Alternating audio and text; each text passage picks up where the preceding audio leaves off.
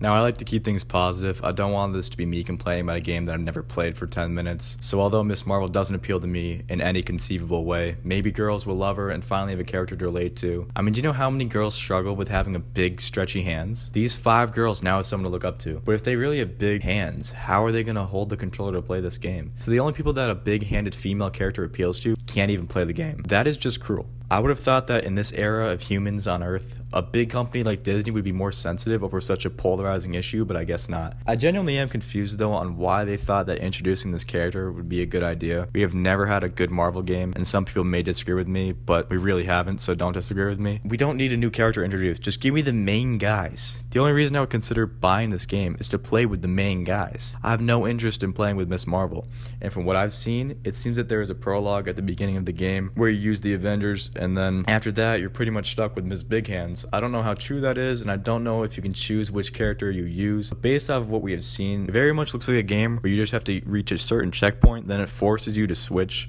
I'm sure the game developers are smart enough to know that we don't want to play as Miss Marvel for most of the game, so we will probably be allowed to use the Avengers at least a little bit that are actually fun to use, but I think Miss Marvel being in this game is a huge misstep. Her combat just doesn't look good at all, and the exact quote from the trailer is, Kamala plays in a central role as the catalyst to reassemble the team, where through unique perspective and incredible powers, only together can the Avengers overcome the dangers in this world. So you can either take that by saying, alright, her only purpose is to bring the Avengers together and you get some gameplay with her, or maybe she's just the main character and she's just with the Avengers. I certainly hope that's not the case. Also, why isn't Hawkeye in this game? Was Iron Man like, okay, we can only have 5 people in the Avengers at a time, so Miss Marvel, you must prove to us you are stronger than our weakest link. Okay, so who is that, you may say? Well, are you serious? It's the guy with the bow and arrows and the weird haircut. So here is your tryout. All you have to do is tell us what your most powerful superpower is. For example, me, Iron Man, I got the suits. Hulk can lift over 100 ton. Captain America is a really good guy and on occasion can lift Thor's hammer when he feels the need to. Although it should be noted that in this specific game, Thor's hammer takes about 3 to 4 hits to defeat anyone. It is much less a powerful weapon for the God of Thunder. It is very much similar to a regular hammer, which anyone on the team could pick up. Except maybe you, because from what I've seen, you have very big hands, and the hammer may be too small for you to grip. I'm sure that you have something else that you can offer. But like I said, Cap, he's a really good guy. Thor is the God of Thunder, obviously, and he has a cool suit that looks like a stovetop. So if we ever need to make an omelet, we can just use his outfit on the go. And Black Widow is a master spy. To be honest though, we really just keep her around to appease the female audience. She really isn't at the same level as any of us. Also, she's not too bad to look at, if you know what I mean. So, Miss Marvel, what do you bring to the table?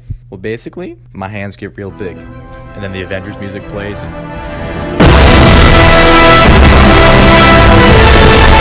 it's really epic. That's how I assume it went down. I mean, that's the only option that makes any sense. That's the only way this makes sense, is if that's how this went down. Look, I'm 18 years old now. I can't just ask my mom, hey, buy me this fucking game. I mean, I couldn't say that before either way because I wouldn't swear at my mom, but I definitely can't say it now. I got to buy them shits with my own money, and I have to decide whether this game is even worth my time. I gotta start making a name for myself out there, you know, start making some money. So deciding whether or not this game is worth my time and money is more important than it ever was. A couple years ago, it didn't matter. Like, oops, I spent my mom $60 on a game that I hated and only played for a couple of hours, which was a waste of time, but who cares? I have nothing better to do. But now guess what? I fucking care. I got stuff to do. Being old sucks. Well, I know I'm only 18, but I'm out of high school now, so I guess I'm currently unemployed, which is scary, but it's kind of not, because I've got no plan, which is kind of exciting, because I'm free to do anything. With high school ending so abruptly for me in March because of Corona, I never made a real plan of what I'm doing after high school. I've never really wanted to go to college. It never interested me. If I were to go to college, it would probably be Full Sail University in Florida, which is a place where they have a cool program for film school and video editing and production and making entertainment.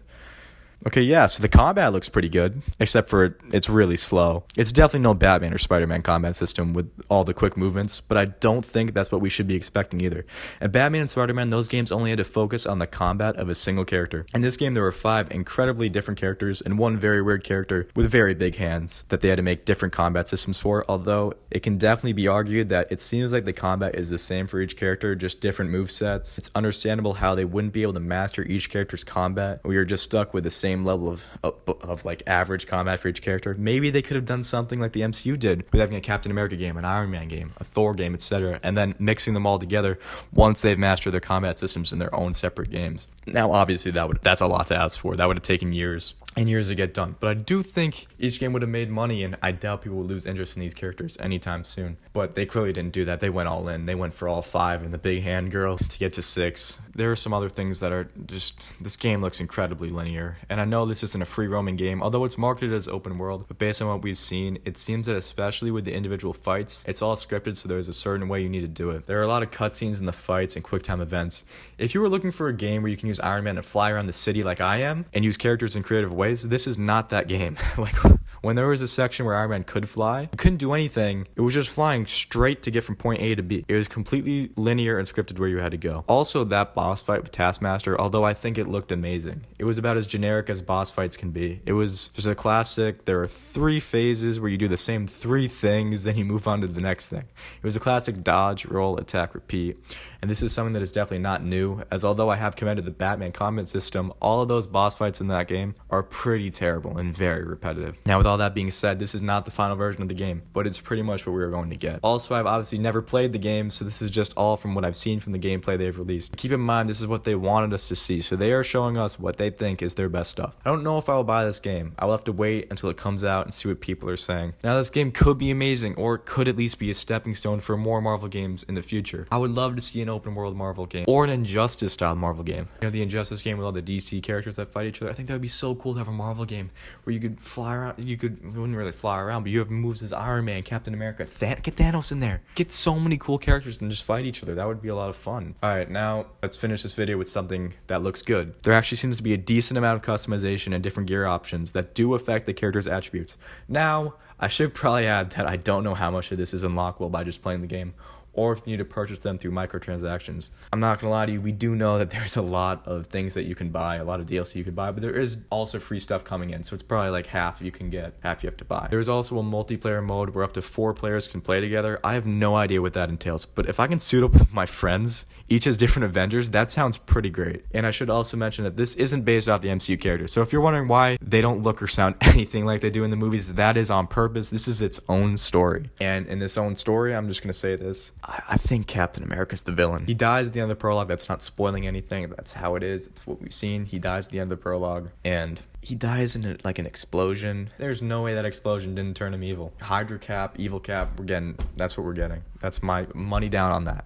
So this game's coming out September 4th, 2020, although I'm not pre-ordering, and I definitely don't recommend for anybody to pre-order because we have no idea what's happening with this game. Maybe I'll make some more videos about this game, probably definitely when it comes out, but maybe up until then, more news and stuff. But I make videos about movies. I'm doing a lot of Marvel movies right now. I'm ranking them all. So like and subscribe if you enjoyed and you want more. Hope you have a great day.